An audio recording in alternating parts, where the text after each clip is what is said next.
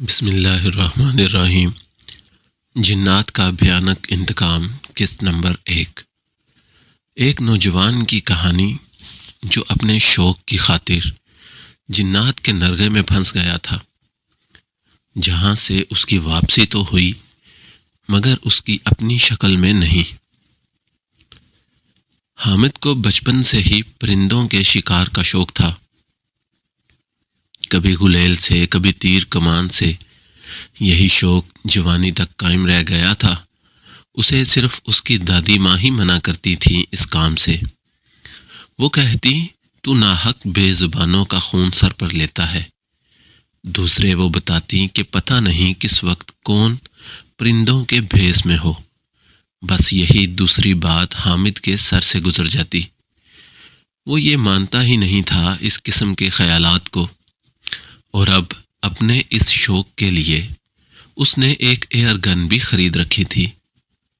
وہ ہر ہفتہ کو جنگل کی راہ لیتا اور شام ڈھلے ہی گھر لوٹتا۔ آج وہ شہر سے کافی دور نکل آیا تھا۔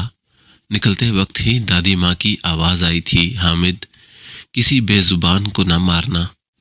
ایک مسکراہٹ حامد کے چہرے پر آئی اور وہ ہاں کہہ کر نکل گیا۔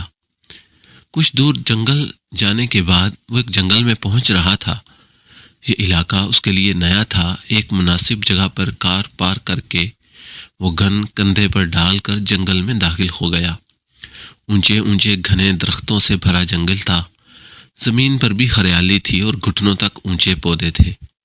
وہ انہیں پھلانگتا آگے بڑھ رہا تھا۔ کبھی کبھار ادھر ادھر خوبصورت گلہریاں پھدکتی نظر آ جاتی تھیں۔ ہر طرف پرندوں کا شور تھا جو جنگل کی شان ہوتی ہے۔ اچانک اسے کچھ دور درختوں کے بیچ تھوڑا سا کھلا میدانی علاقہ نظر آیا۔ لمبے اونچے گھنے درختوں سے گھرا ایک چھوٹا سا میدان تھا۔ زمین پر ہریالی تھی۔ حامد وہیں ایک درخت کی شاخ پر چڑھ کر بیٹھ گیا۔ اطراف میں بہت پرندے چہچہا رہے تھے۔ اس نے بندوق کاندھے سے اتار کر آنکھ آئی پیس سے لگا کر دور میدان میں کسی پرندے کو نشانہ بنانے کی تیاری کرنے لگا۔ اچانک اس نے دیکھا کہ آسمان میں چیلوں کا غول منڈلا رہا ہے۔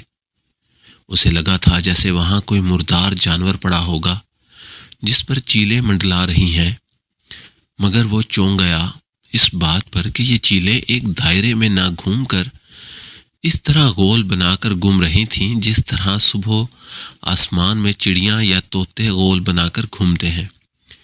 وہ کسی ایک جگہ ایک دائرے میں نہ گھوم کر غول کا غول ایک جگہ سے دوسری جگہ منڈراتا ہے، بالکل اسی طرح یہ چیلیں منڈلا رہی تھیں۔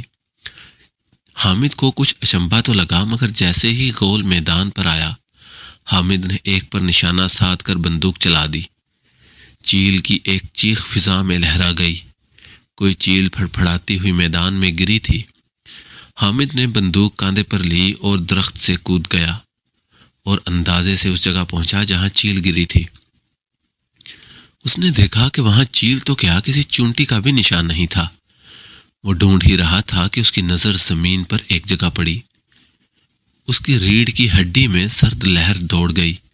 وہاں خون پڑا تھا، مگر وہ خون کسی پرندے کا نہیں بلکہ کسی بڑے ذبح کا لگتا ہے، گویا وہاں کوئی بڑا جانور ذبح کیا گیا ہو۔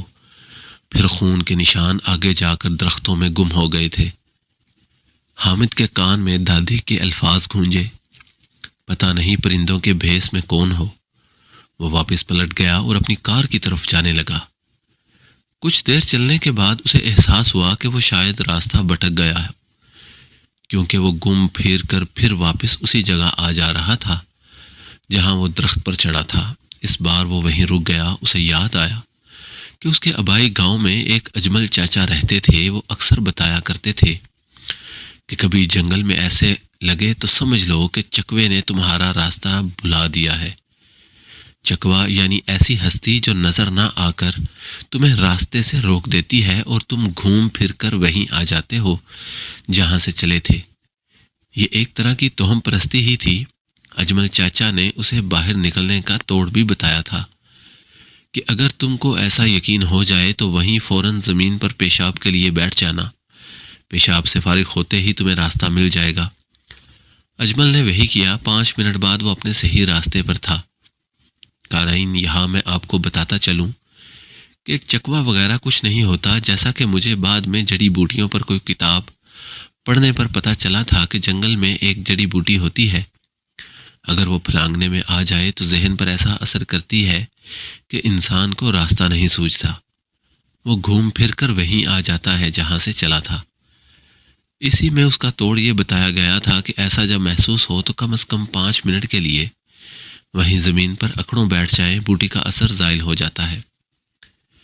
بعد کے ماہرین نے بیٹھنے کے لیے پیشاب کے طریقے کو رائج کر دیا تھا۔ بہرحال جڑی بوٹیوں کے ماہرین اس پر زیادہ روشنی ڈال سکتے ہیں۔ اسے کچھ دور پر اپنی کار نظر آئی تھی، یہاں سے راستہ کہیں کہیں پانی جمع تھا۔ چلتے چلتے یوں ہی اس کی نظر پانی پر پڑی تو اس کو اپنا عکس نظر آ رہا تھا۔ اس نے دیکھا کہ دور آسمان میں چیلوں کا گول اس کے سر کے عین اوپر منڈلا رہا تھا۔ اس نے اچانک سر اٹھا کر آسمان کی طرف دیکھا تو لرز گیا۔ آسمان صاف تھا، ایک تتلی بھی آسمان میں نہیں تھی۔ اس نے اسے اس کا وہم سمجھا اور سر جھٹک کر آگے بڑھ گیا۔ وہ کار کے پاس پہنچا تو اس کی روح فنا ہونے لگی تھی۔ اس نے دیکھا کسی نے نکیلی چیز سے ونڈ اسکرین پر متعدد چوٹیں لگا کر اس کو پھوڑنے کی کوشش کی تھی۔ یہی حال کار کے بونٹ اور ہڈی کا بھی تھا۔ کار کو بری طرح نقصان پہنچانے کی کوشش ہوئی تھی۔ جاری ہے۔